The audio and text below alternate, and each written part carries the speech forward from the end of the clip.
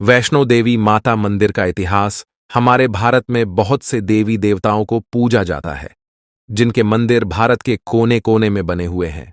लोग मन में श्रद्धा और विश्वास लिए इन तीर्थ स्थानों के दर्शन करने आते हैं। आज एक ऐसे ही तीर्थ स्थान के बारे में बताएंगे जहां माता शेरावाली का वास है, जिसके दर्शन करने के लिए लोग कई किलोमीटर चढ़ाई कर अपनी मनोकामना लेकर मां के दर्शन करने जाते हैं। दोस्तों, एनके सहू में आपका स्वागत है। तो चालिया शुरू करते हैं। कहा जाता है कि माता वैष्णो देवी ने त्रेता युग में मनुष्य का कल्याण करने के लिए माता पार्वती, माता लक्ष्मी और माता सरस्वती का रूप लेकर एक सुंदर राजकुमारी का जन्म लिया था, जिसके बाद उन्होंने मनुष्य के कल्याण के लिए तपस्या की। आज लोगों के अंदर माता वैष्णो देवी को लेकर मान्यता है और उनके दर्शन के लिए लाखों की संख्या में दूर दूर से लोग दर्शन करने आती हैं।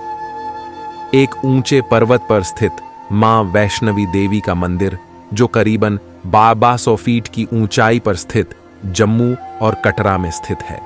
यह मंदिर में हर साल श्रद्धालु आते हैं और माता की चढ़ाई, जो 13 किलोमीटर की दूरी पर है, और उनके दर्शन करते हैं। चढ़ाई के साथ साथ यह कई सारे साधन है जिसके द्वारा मां वैष्णवी के मंदिर में पहुंचा जा सकता है, जैसे कि हेलीकॉप्टर ऑफ पालकी की सुविधा भी उपलब्ध है। कहा जाता है कि माता रानी का मंदिर एक गुफा में स्थित है, जहां मां 3 रूप में निवास करती है, जिसमें से एक महासरस्वती, महालक्ष्मी और महाकाली।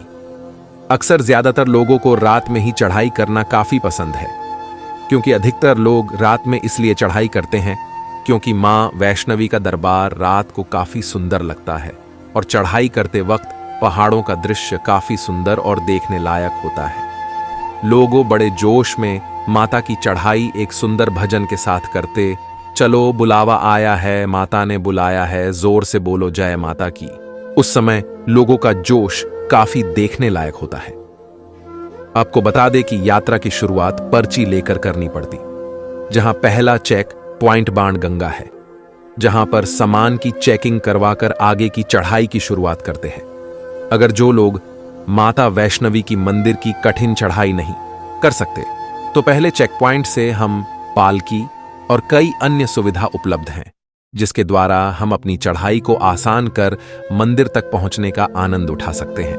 पौराणिक कथाओं के अनुसार वैष्णवी देवी मंदिर का निर्माण 700 वर्ष पहले ही एक पुजारी के हाथों हो चुका था। ऐसा कहा जाता है कि एक श्रीधर पुजारी, जिन्होंने इस गुफा को ढूंढकर उसकी पूजा की शुरुआत की थी। श्रीधर पुजारी जो काफी गरीब थे, जिनके सपने में मां वैष्णवी ने आकर उन्हें भंडारा आयोजित करने को कहा, जिसके बाद श्रीधर पुजारी ने वो भंडारा आयोजित किया और आसपास के लोगों को भंडारे का न्योता दिया। जैसे जैसे भंडारे का दिन पास आया, वैसे वैसे पुजारी परेशान हो गए थे, जिसके बाद वहां पर एक लड़की आई, जिन्होंने अपना नाम वैष्णवी बताया, जिन्होंने भंडारे में लोगों को खाना परोसा और देखते ही देखते लोगों की भारी संख्या में सारा भंडारा पूर्ण हो गया। जिसके बाद श्रीधर पुजारी ने उस लड़की को काफी ढूंढा और पता किया, लेकिन उस लड़की वैष्णवी के बारे में कुछ पता नहीं चला।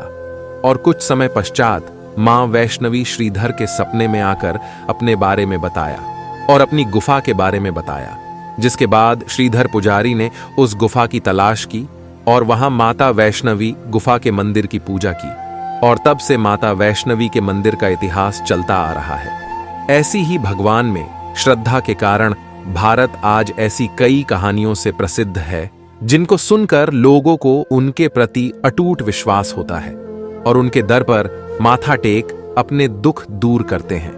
माता वैष्णवी ने भैरव का वध कर उनका सर काट दिया था, जिसके बाद भैरव बाबा का कटा सिर 25 किलोमीटर दूर जाकर गिरा।